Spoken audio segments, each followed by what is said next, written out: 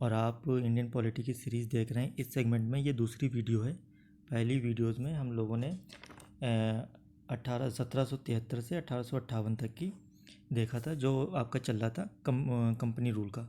अब हम लोग देखेंगे इसके बाद क्राउन रूल देखेंगे, जो हमारा चला है 1858 से 1947 तक।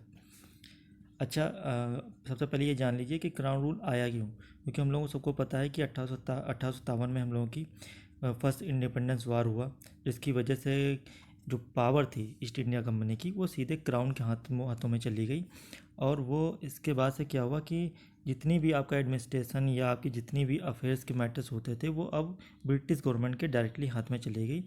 कंपनी जो थी वो प्योरली अब केवल एक तरीके से ट्रेडिंग कंपनी ही रह गई। अब उसका यहाँ पे कुछ भी काम हम वो नहीं कर सकते। ठीक है, तो इस सेगमेंट में हमारा जो क्राउन एडमिनिस्ट्रेशन था उसके सेगमेंट में जो पहला एक्ट हमारा आता है वो आता है गवर्नमेंट ऑफ इंडिया एक्ट 1858। ठीक है, इसको एक तरीके से हम बोलते हैं कि एक तरीके से गुड गवर्नेंस एक्ट लाया गया था। ठीक है, और इसने क्या किया कि ब्रिटिश ईस्ट इंडिया कंपनी को एबोलिश कर दिया, ख़त्म कर दिया, और साथ ही साथ मुगल एडमिनिस्ट्रेशन को भी ख़त्म कर दिया, ये भी हम कहेंगे। और गवर्नर जनरल की जो पोस्ट थी ख़त्म करके नई पोस्ट बनाई गई वायसराय ऑफ इंडिया की। ठीक है, और जो पहले वायसराय ऑफ इंडिया हमारे थे वो थे लॉर्ड कैनिंग। ठीक है, और एक नया ऑफिस बनाया गया सेक्रेटरी ऑफ स्टेट। ठीक है, सेक्रेटरी ऑफ स्टेट का एक ऑफिस बनाया गया। ठीक है, जो डायरेक्टली ब्रिटिश पार्लियामेंट को रिपोर्ट करेगा, सारी अथॉरिटीज़ को, सारे मैटर्स जो इंडिया में हो रहे हैं। ठीक है, दूसरा क्या हुआ कि इसमें एक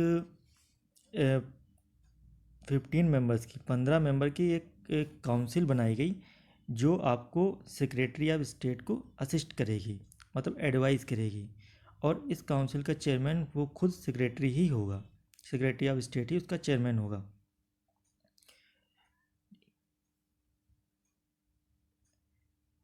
ठीक, बस इस एक्ट में बस इतना ही आपको याद रखना है। और बस मेन चीज़ इसमें ये याद रखना कि इसका रीज़न क्या हुआ, इसका मतलब जो आपका गवर्नमेंट ऑफ इंडिया एक्ट 1858 है, इसका मेन पर्पस क्या था आने का। 1857 की जो आज़ादी का जो लड़ाई थी उसी के रीज़न ही था कि ये गवर्नमेंट ऑफ इंडिया एक्ट आया। इसके बाद हमारा आता है इंडियन काउंसिल एक्ट 1861, 1861। ठीक है, इसमें क्या हुआ कि इंडियंस को पहली बार जो लॉ मेकिंग प्रोसेस होता है, जो लेजिस्लेटिव में जहाँ लॉ बनाया जाता है, वहाँ पे इंडियंस को इन्वॉल्व किया गया, उनको अपॉइंट किया गया। तो वायसराय क्या होता था, इंडियंस को नॉमिनेट करता था नॉन ऑफिशियल मेंबर्स को। ठीक है, नॉन ऑफिशियल में ये चीज़ आप याद रखिए कि ऑफिशियल मेंबर्स और नॉन ऑफिशियल मेंबर्स में डिफरेंस क्या है। ऑफिशियल मेंबर्स वो होते थे जो उस टाइम ब्रिटिश गवर्नमेंट में सर्विस में थे, ऑलरेडी सर्विस में थे, उनको अपॉइंट किया जाता था नॉमिनेशन से। और नॉन ऑफिशियल होते थे जो सर्विस में नहीं हैं, जैसे कि आपके जमींदार होते थे या और रसूखदार लोग जो होते थे, उनको जो है वायसराय नॉमिनेट करता था। तो अगर हम बात करें कि वायसराय ने सबसे पहले कहाँ का नॉमिनेट किया है नॉन ऑफिशियल मेंबर्स को, तो उसमें राजा बनारस थे, महाराजा पटियाला थे, और सर दिनकर राव थे बॉम्बे और मद्रास प्रेसिडेंसी से। यहाँ से इनको कराया गया। दूसरी चीज़ में क्या किया गया कि हमने आप लोगों को बताया था कि चार्टर एक 1833 में जो लेजिस्लेटिव पावर थी बॉम्बे प्रेसिडेंसी की और मद्रास प्रेसिडेंसी की, मतलब लॉ बनाने की जो पावर थी वो 1833 में उनसे ले ली गई थी। लेकिन इस एक्ट के आने के बाद, 1861 के एक्ट के आने के बाद, ये पावर उनको दोबारा दे दी गई। ये पावर उनको दोबारा दे दी गई लॉ बनाने के लिए। ठीक है, तो ये चीज़ हम याद रखेंगे कि अगर बॉम्बे मद्रास की लेजिस्लेटिव पावर को कब किस एक्ट में रिस्टोर किया गया, वापस लाया गया, तो 1861 के में हम याद रखेंगे। दूसरी चीज़, इसमें कुछ नई लेजिस्लेटिव काउंसिल बनाई गई, जैसे बंगाल की, नॉर्थ वेस्टर्न फ्रंटियर प्रोविंसेस की और पंजाब की, ये हमारी बनाई गई। और पहली बार इसमें पोर्टफोलियो सिस्टम इंट्रोड्यूस किया गया। पोर्टफोलियो सिस्टम क्या होता है, जैसे कि आपको पता है कि कई मिनिस्ट्री होती हैं, मिनिस्ट्री ऑफ एग्रीकल्चर हो गई, इलेक्ट्रॉनिक्स हो गई, फाइनेंस हो गई, ये सारी होती हैं। तो हर एक मिनिस्ट्री का एक मिनिस्टर होता है, उसका इंचार्ज होता है, तो इसको हम बोलते हैं पोर्टफोलियो सिस्टम। तो ये पहली बार तभी इंट्रोड्यूस किया गया 1861 के एक्ट में, और उसके जो इंचार्ज थे वो लॉर्ड कैनिंग थे, उनके अंडर कई सारे डिपार्टमेंट आते थे। और एक बहुत इंपॉर्टेंट चीज़ इसमें यह है कि पहली बार वायसराय को पावर दी गई कि वो ऑर्डिनेंस इशू कर सकता है ड्यूरिंग इमरजेंसी। आपको पता है कि आर्टिकल 123 में प्रेसिडेंट इशू करता है ऑर्डिनेंस, तो वो इस पहली बार जो किया था 1861 में वायसराय भी इशू कर सकता था, जिसकी वैधता, जिसकी वैलिडिटी 6 मंथ होती थी। इसके बाद क्या आता है हमारा इंडियन काउंसिल एक्ट 1892। ठीक है, इसमें क्या हुआ, मेंबर्स तो इंक्रीज़ करे गए, नॉन ऑफिशियल भी और आपके ऑफिशियल भी, लेकिन अभी भी जो मेजोरिटी थी वो ऑफिशियल मेंबर्स की थी, वो मेंबर्स जो ऑलरेडी सर्विस में थे, मतलब नॉन ऑफिशियल नहीं। तो इसमें बढ़ाई तो गई, लेकिन इसमें ज़्यादातर जो मेंबर्स थे वो ऑफिशियल मेंबर्स ही थे। दूसरी चीज़ इसमें ये डेवलपमेंट हुआ कि इसमें बजट इंट्रोड्यूस मतलब किया गया, और जो मेंबर्स होते थे वो इस पर डिस्कशन कर सकते थे, उनको पावर दी गई कि वो इसमें क्वेश्चन पूछ सकते हैं एग्जीक्यूटिव से बजट से रिलेटेड। ठीक है, और इसमें इम्पॉर्टेंट चीज़ ये है कि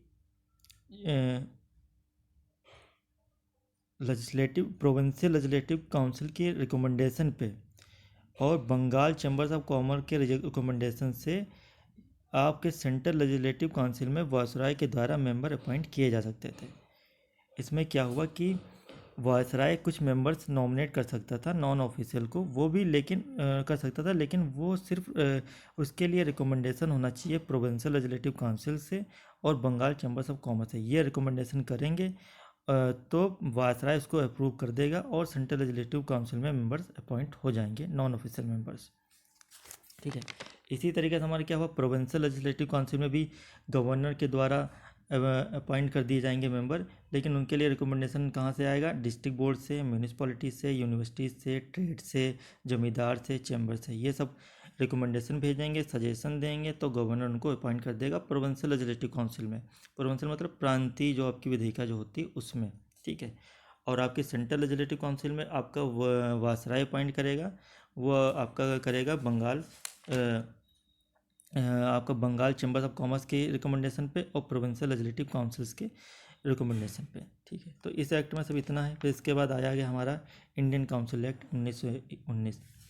इसमें ज़्यादातर हम लोग इसको यही एक तरीके से ये पढ़ते हैं कि एक कम्युनल रिप्रेजेंटेशन इसमें लाया गया था। तो सिर्फ यही इसमें नहीं है, उसमें और भी चीज़ें, बहुत सारी डेवलपमेंट इसमें हुई थी। तो इस एक्ट का नाम हम ज़्यादातर ये भी बोलते हैं मोहल्ले मिंटो रिफॉर्म। ठीक है, तो मोहल्ले जो क्या था वो सेक्रेटरी ऑफ स्टेट था, और मिंटो था वो आपका वायसराय ऑफ इंडिया था। ठीक है, इसलिए कि उसको हम मोहल्ले मिंटो ऑफ रिफॉर्म बोलते हैं।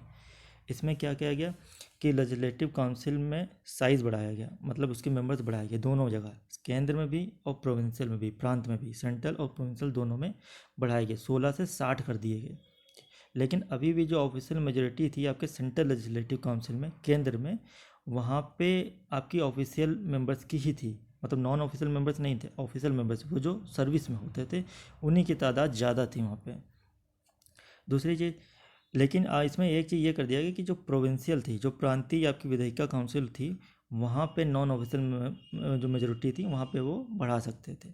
ठीक है, और इसमें लेजिस्लेटिव काउंसिल के कुछ फंक्शंस को बढ़ा दिया गया है। जैसे मेंबर्स क्या कर सकते थे, सप्लीमेंट्री क्वेश्चन पूछ सकते थे। सप्लीमेंट्री क्वेश्चन वो होता है जैसे मान लीजिए कोई एक्ट पास हुआ या कोई बिल लाया गया, तो उस पर कोई मेंबर उस पर क्वेश्चन पूछ सकता है, ये सप्लीमेंट्री होता है। बजट पे भी पूछ सकता था।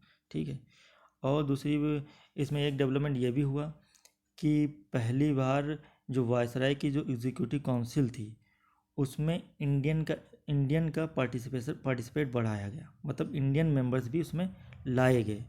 तो पहला जो हम इसमें क्वेश्चन बढ़ता है कि वायसराय के एग्जीक्यूटिव काउंसिल में पहला मेंबर कौन सबसे पहले बनाया गया इंडियन, तो हम बताएंगे सत्येंद्र प्रसाद सिन्हा। वो एज ए लॉ मेंबर्स उन्होंने एग्जीक्यूटिव काउंसिल को ज्वाइन किया था वायसराय की। तो फर्स्ट टाइम जो एसोसिएशन था इंडियंस का एग्जीक्यूटिव काउंसिल में वायसराय के, वो सत्येंद्र प्रसाद सिन्हा थे। दूसरा, इसमें तो आपको सबको पता ही कि इसमें आपका कम्युनल रिप्रेजेंटेशन बढ़ाया गया था मुस्लिम के लिए, मतलब मुस्लिम के लिए सेपरेट इलेक्टोरेट बढ़ाया गया था। सेपरेट इलेक्टोरेट का मतलब यही कि मतलब मुस्लिम जो होंगे वो खाली मुस्लिम वोटर्स के द्वारा ही इलेक्ट किए जाएंगे। तो इस तरीके से इस एक्ट में भी हम कह सकते हैं कि इसमें कम्युनलिज्म को बढ़ाने के लिए लाया गया था। बस इसमें यही है। तो यहाँ तक कि हम रखेंगे इसको, और अगली वीडियो में हम 1947 तक पूरा कर देंगे और ये पूरा आपका कॉन्स्टिट्यूशनल डेवलपमेंट हो जाएगा।